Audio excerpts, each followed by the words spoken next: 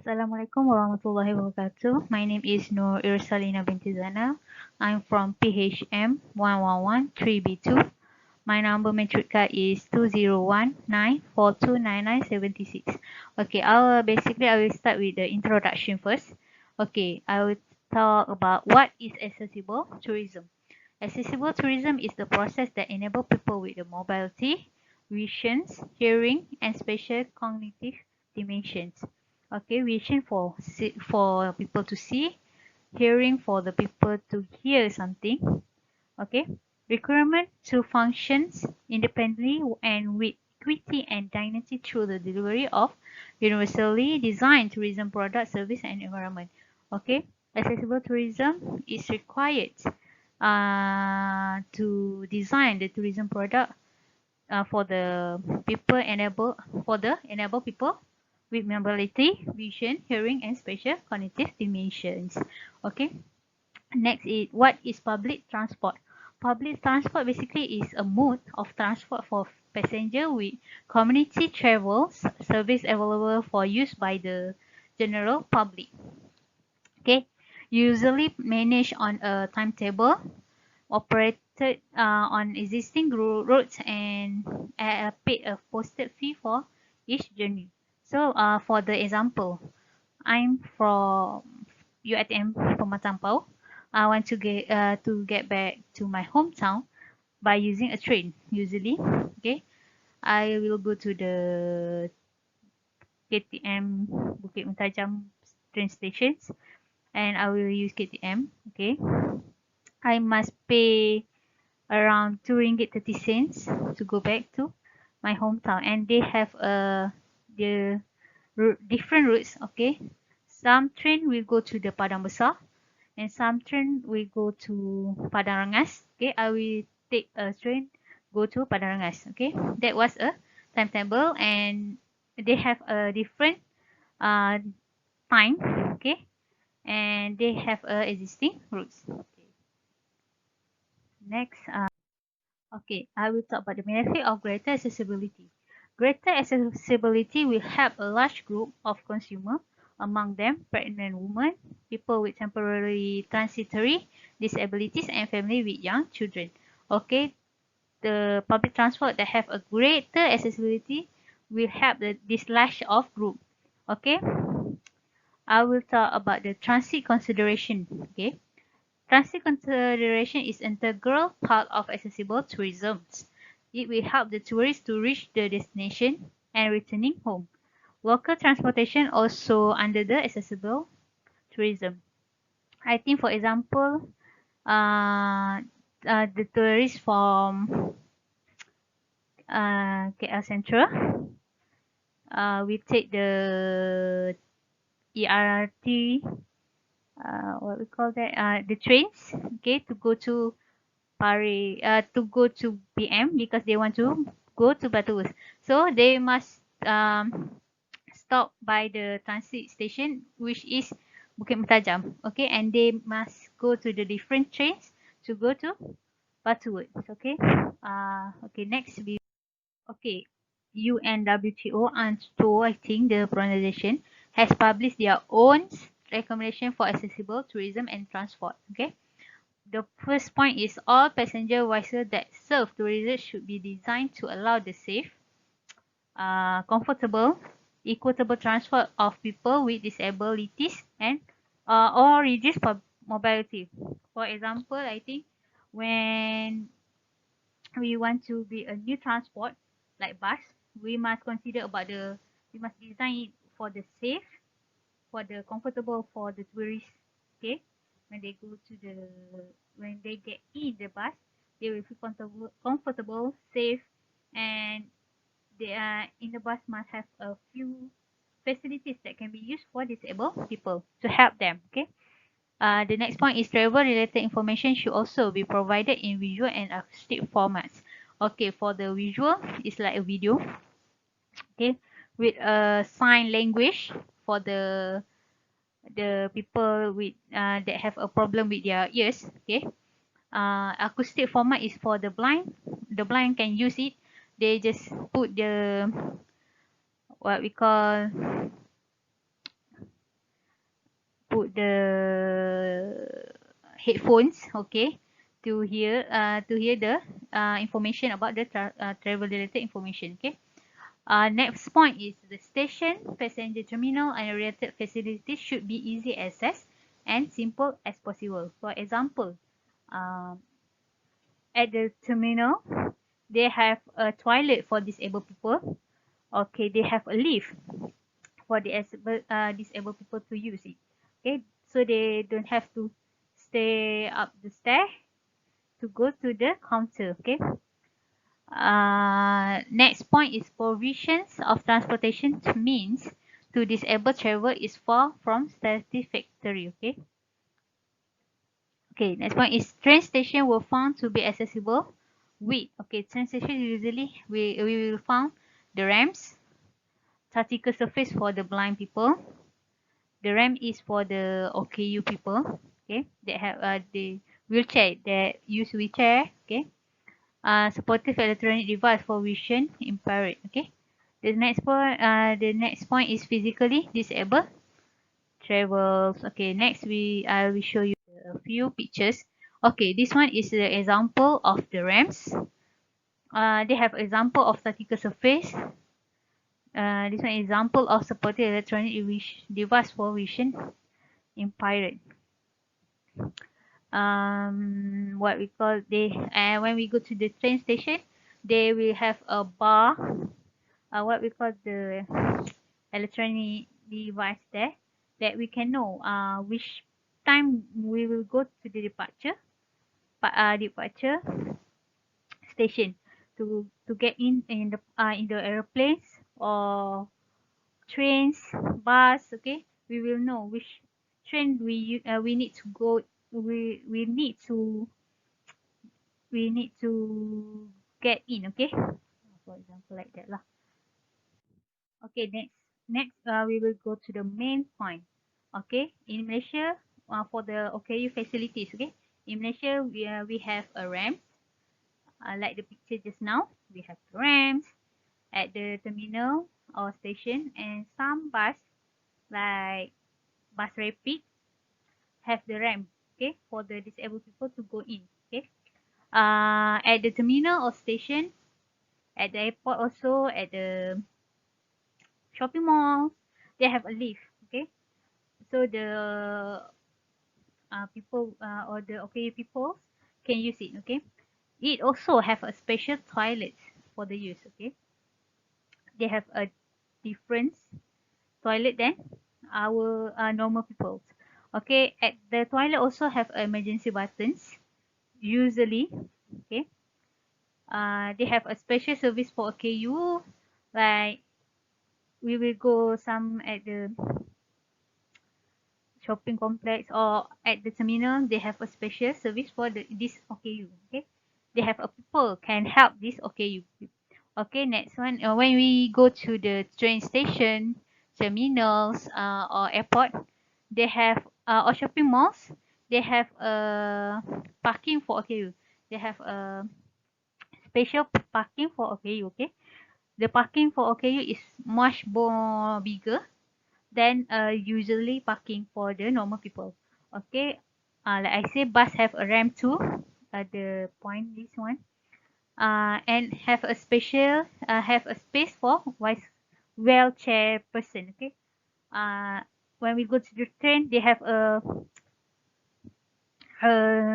site or have a special site for these people to put their wheelchair.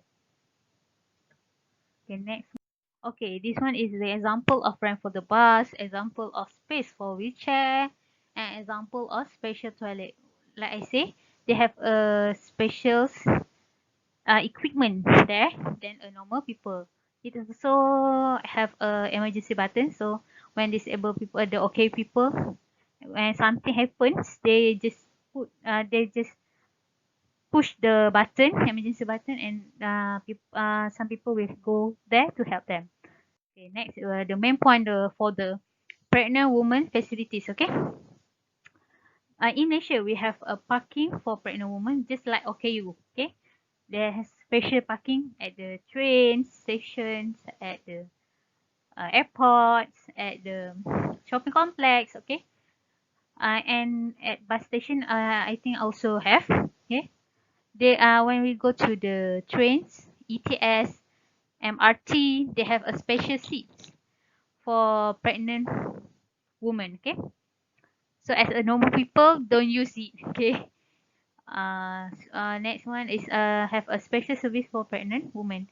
When we go to train station or airport, they have a special service like uh some people could help them for take their luggage, okay, pregnant women, for the pregnant woman and OKU. Okay, next one is blind people facilities. What we have in Malaysia, what is blind people facilities in Malaysia? Okay, we have a tactile roads, voice speaker, braille informations, special service for blind people. Okay, tactile road ni at the terminal we have it at the bus stations, bus terminals, at the train stations, at the airports. I think have. Okay, voice speaker also have at the airport, bus stations, at the train stations. Okay, bright information have some certain terminal have it the bright information to help the blind people, and some terminal also have a special service for blind people. Okay, basically this is the blind facilities in Malaysia. Okay, that we can see in Malaysia. That was a main point. Okay, I see just now. Okay, that's all from me. We will go to the next slide. For my group's member will uh, stop in a next slide. Okay, thank you. Assalamualaikum. Assalamualaikum and hi, my name is Nuraiza Shofea Binti Shahir and I am from class PHM 1113B1. Okay, I will present about the impact to the tourism transportation. Okay, first, the impact on the economy. The good impact is it can improve the economy in tourism transportation because many elderly and disabled people will travel because they have that such facilities. That means when we provide the facilities to the disabled people or the elderly, it will make easier for them to go to travel. So it will increase our economy in tourism transportation. Okay, it also have the bad impact on economy.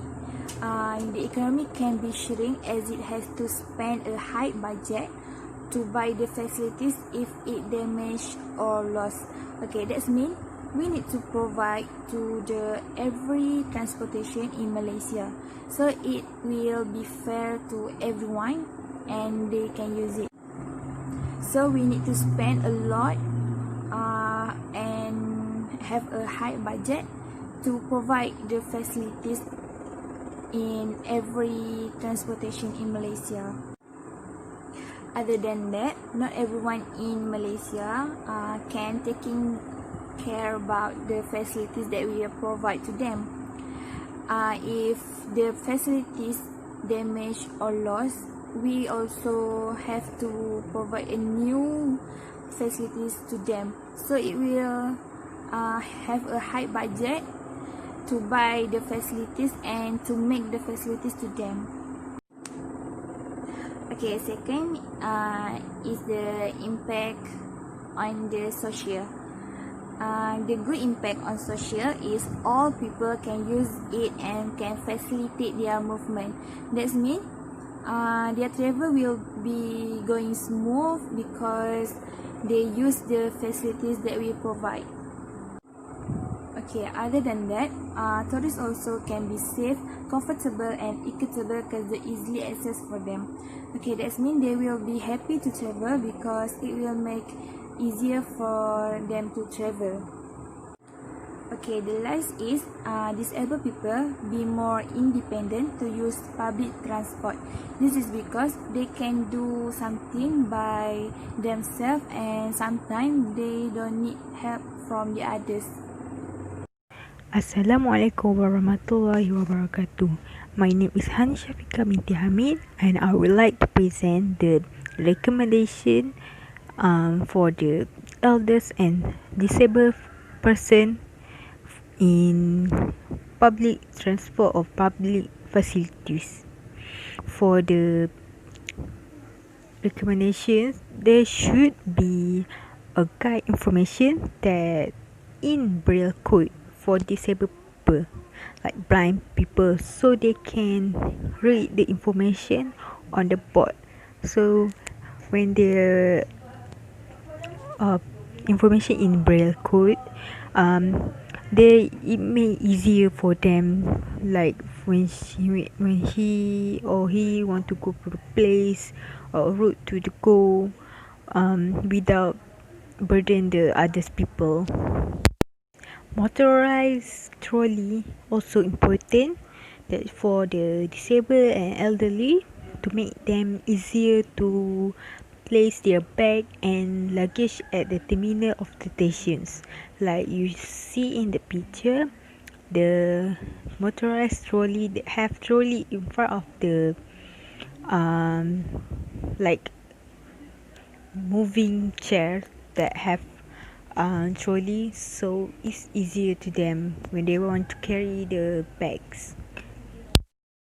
There also should be a customized pad for the wheelchair and disabled person. It's important to the disabled person that using the wheelchair for the can move around without burden, without missing out with other people. Handicap mobility rental for disabled traveller, as you can see in the pictures in the slide. This mobility should be invented and put in our country, so for the disabled traveller or the elderly that too tired to move around with their own feet, so they can use this kind of mobility, then and there should be a rental so they can use the mobility rental as soon they depart the the airplanes. Awareness campaign should be held every month to encourage other people that doesn't have disability or other part of category to join it, because it may can improve the awareness to them about the disability person. They can help the disability and more accept their differences in our community. So this campaign should be held by the government or the terminals. As conclusions, in conclusion, the public facility for the elderly and disabled person is very important to make it see it is it much hard for them, the disabled person, to move around with the limited facility. Through this, hoping this type of access can help them to move easier without burden the people around them. And also helping this accessibility should be provided in Malaysia, so the disabled person, the elderly person, so can use it and encourage them to travel using this kind of access. So that's all. Thank you.